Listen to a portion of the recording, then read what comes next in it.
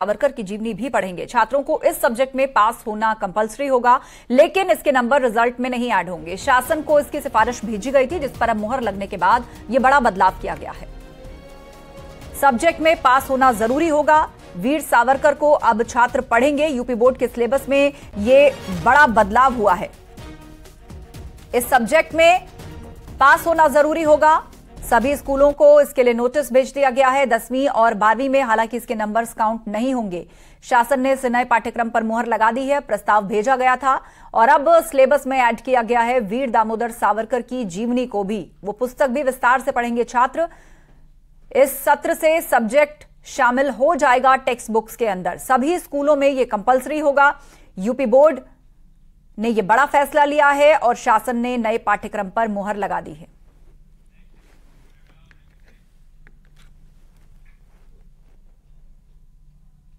और एसपी ने इस फैसले पर सवाल खड़े किए हैं। उन्होंने सावरकर पर आजादी की लड़ाई में अंग्रेजों के लिए काम करने का आरोप लगाया है। पार्टी ने पूछा है कि बच्चे अगर सावरकर के बारे में पढ़ेंगे तो क्या कुछ सीखेंगे।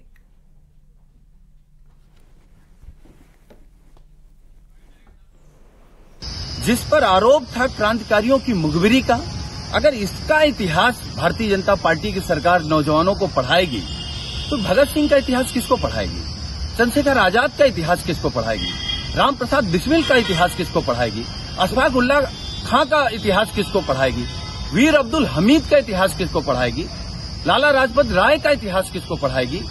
और अगर सावरकर का इतिहास पढ़ाया जाएगा तो उन हजारों क्रांतिकारियों का अपमान है जिन्होंने फांसी के फंदे को चूमा, भारत माता की आजादी के लिए सीने पर गोली खाई।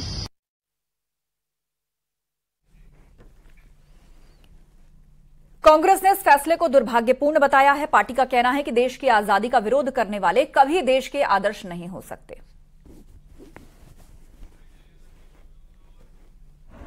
इससे ज्यादा दुर्भाग्यपूर्ण क्या हो सकता है कि जिन स्वतंत्रता संग्राम सेनानियों के खिलाफ मुखबिरी करने का काम किया, अंग्रेजों से 65 रुपए पेंशन पाते थे और उन्होंने बाकायदा माफीनामा लिखा जिसमें लिखा कि मैं कभी स्वतंत्रता संग्राम के आंदोलन में भाग नहीं लूंगा।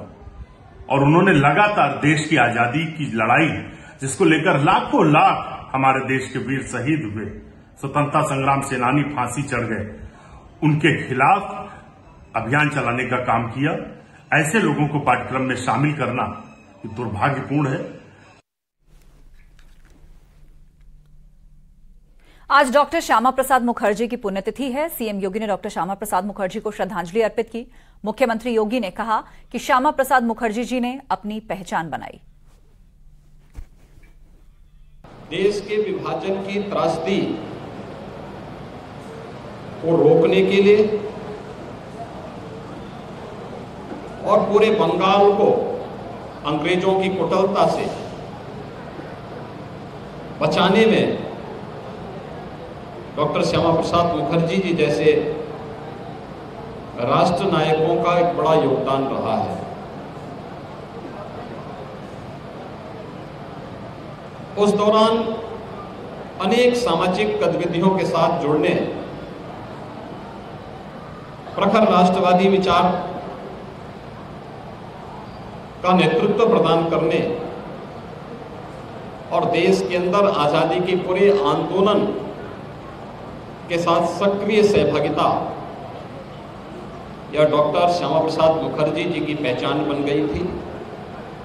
यही कारण था जब 1947 में देश आजाद होता है तो देश के प्रथम उद्योग और खाद्य मंत्री के रूप में संयुक्त सरकार में उन्हें भारत की औद्योगिक नीति को आगे बढ़ाने का एक अवसर प्राप्त हुआ था। उधर पटना में आज हो रहे विपक्षी दलों की बैठक को यूपी के डिप्टी सीएम ब्रजेश पाठक ने फ्लॉप करार दिया है। डिप्टी सीएम ने कहा है कि हमारे लिए राष्ट्र और उनके लिए कुर्सी प्रथम का नारा है। बैठक है और कहीं न कहीं देखिए, विपक्ष की जो पटना में बैठक है बुरी तरह से फ्लॉप साबित होगी। ये बैठक पूरी तरह से कुर्सी के लिए आंदोलनरत है, और जबकि माननीय प्रधानमंत्री नरेंद्र मोदी जी, भारतीय जनता पार्टी देश के लिए काम कर रहे हैं। हमारे लिए राष्ट्र प्रथम नारा है, उनके लिए कुर्सी प्रथम नारा है। और ये चुनाव आते आते गठबंधन बिखर जाएगा, क्योंकि वहां लड़ाई कुर्सी की है और कोई भी एक दूसरे के साथ नहीं है।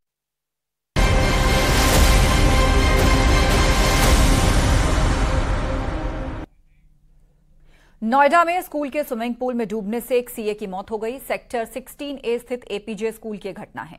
थाना सेक्टर 20 पुलिस ने शव को कब्जे में लेकर पोस्टमार्टम के लिए भेजा है और बताया जा रहा है कि खेल विभाग ने पहले से स्कूल को नोटिस भी दे रखा था।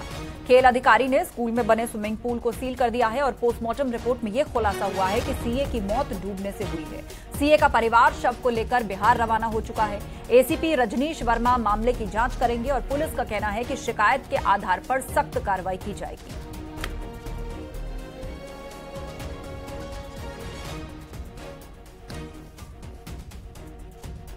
के सेक्टर 16 फिल्म सिटी में एपीजे स्कूल है, वहां पर एक सीए की मौत स्विमिंग पूल में हो जाती है। पुलिस शव को कब्जे में लेती है और उसके बाद उसका पोस्टमार्टम होता है। पोस्टमार्टम रिपोर्ट में स्पष्ट हुआ है कि युवक की मौत डूबने से हुई है।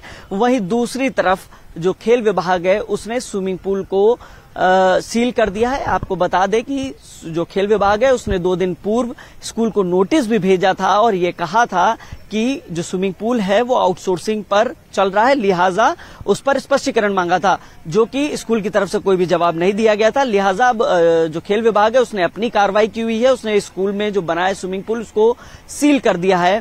और वहीं दूसरी तरफ अब पुलिस इंतजार कर रही है। परिजनों की तरफ से अगर तहरीर दी जाएगी तो उसके आधार पर मुकदमा दर्ज करके आगे की कार्रवाई की जाएगी। लेकिन पीएम रिपोर्ट में यह स्पष्ट हो गया है कि जो चार्टेड अकाउंटेंट था जिसकी मौत हुई थी उसकी मौत डूबने की वजह से हुई थी। कैमरामैन संजीव वर्मा के साथ हिमांशु शुक्ला, न्यूज 18 नोएडा। थाना 20 के अंतर्गत एक एपीजे स्कूल है जिसमें एक स्विमिंग पूल है। वहां पर एक व्यक्ति की कल सुबह करीब 6:30 बजे के आसपास डूबने से मृत्यु हो गई। जब पीएम रिपोर्ट आया तो उसमें डेथ बाय ड्राउनिंग लिख के आया है। जैसे तहरीर मिलेगी इसमें अन्य कार्रवाई होगी।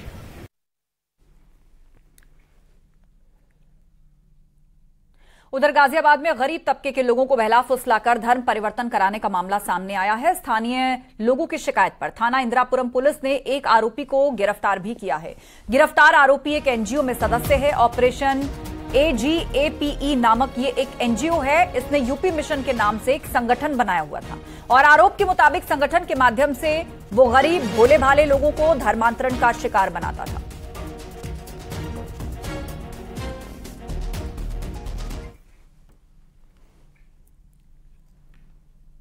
और मेरठ में पुलिस ने एक ऐसे गिरोह का पर्दाफाश किया है जिसमें असली के बदले भारी मात्रा में नकली नोटों की गड्डियां देकर ठगी होती थी। इस गिरोह के मास्टरमाइंड ट्रैफिक होमगार्ड के जवान ही थे। पुलिस ने 2 ट्रैफिक होमगार्ड्स को गिरफ्तार किया है। ये लोग पहले लालच देते हैं और फिर डील के दौरान वर्दी में छापा मारकर असली नोट लेकर फरार हो जाते हैं। ये गिरोह जरूरतमंद लोगों को अपना शिकार बनाते थे। उन्हीं को लालच देकर 1 लाख रुपए के असली नोट के बदले 5 लाख रुपए के नकली नोट देने का वायदा करते थे। फिर डील के दौरान वर्दी में यही होमगार्ड छापा मारते थे और असली नोट लेकर फरार हो जाते थे। नोटों के लिए किसी भी पक्ष को उनसे बात करते थे कि हमें नोट जो है 100 के नोट के बदले में 500 का नोट या 500 के बदले में 100 के नोट की गड्डियां बदलने की बात करते थे। उसके बाद जब वो गड्डियां बदलने के लिए ऊपर नीचे सही नोट लगाकर और अंदर जो है कागज के नोट लगाकर और उसको ट्रांजैक्शन करते थे, उसी समय मौके पर ये वर्दी धारक पहुंच जाते थे और वहां पे जो है उस चीज को कि तुम लोग इलीगल काम कर रहे हो ऐसे करके उसे व्यक्ति को अपने चपेट मतलब अपने शिकंजे में लेने की कोशिश करते। मेरठ में RRTS प्रोजेक्ट पर बड़ा हादसा हो गया। यहां पिलर फ्रेम इंस्टॉल करने के दौरान हाई राइज क्रेन पलट गई और इस हादसे के दौरान टूरिस्ट से भरी एक बस बाल बाल बच गई और फिर दिल्ली से मेरठ शहर की तरफ आने वाले रास्ते को बंद करके रूट डाइवर्ट किया गया। क्रेन पलटने से ड्राइवर और कुछ मजदूरों को चोटें आई हैं जिन्हें अस्पताल में भर्ती करवाया गया है।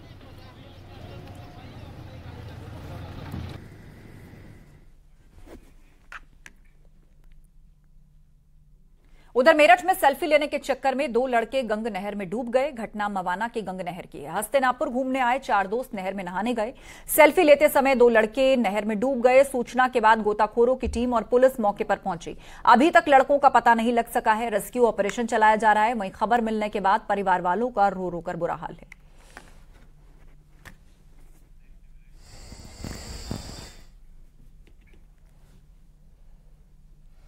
शाहजहांपुर में भीषण सड़क हादसे में बाइक सवार 5 लोगों की मौत हो गई। किसी गाड़ी से बाइक में पीछे से टक्कर लगी और जिससे बाइक पर सवार 5 लोगों की मौत हो गई। घटना थाना सेहरामऊ दक्षिण इलाके की है और बताया जा रहा है कि ये लोग शाहबाद में शादी समारोह में शामिल होने के बाद घर लौट रहे थे। इस हादसे में 1 साल की बच्ची बाल बाल बची। सीएम योगी ने इस हादसे पर दुख जताया है।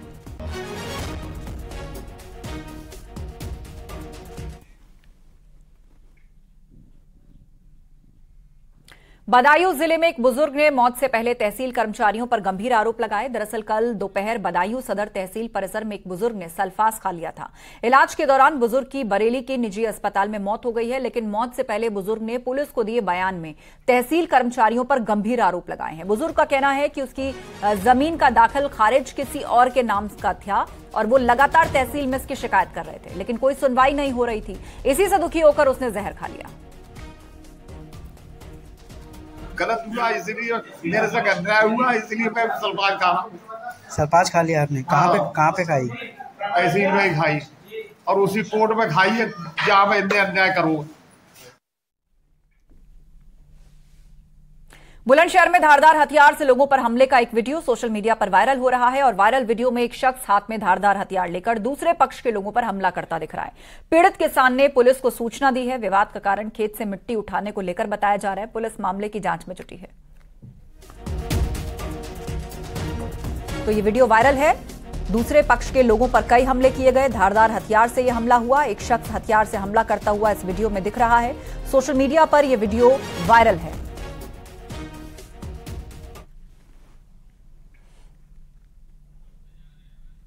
कानपुर में पिछले 2 दिनों से हुई लगातार बारिश के कारण कई हादसे हुए। आज सुबह काकादेव थाना इलाके में दीवार गिरने से एक लड़का दब गया, जबकि दूसरा गंभीर रूप से घायल हो गया। बाउंड्री जर्जर हालत में है। आम दिनों पर उस बाउंड्री के सहारे तमाम ठेले और दुकानें लगी रहती हैं, लेकिन आज सुबह होने के चलते दुकानें नहीं खुली थीं, वरना बहुत बड़ा हादसा हो सकता था। जैसे ही दीवार गिरी, चौराहे पर तैनात टीएसआई और सिपाही ने भागकर मलबा हटाकर घायल युवक को बाहर निकाला और एम्बुलेंस से अस्पताल भिजवाया।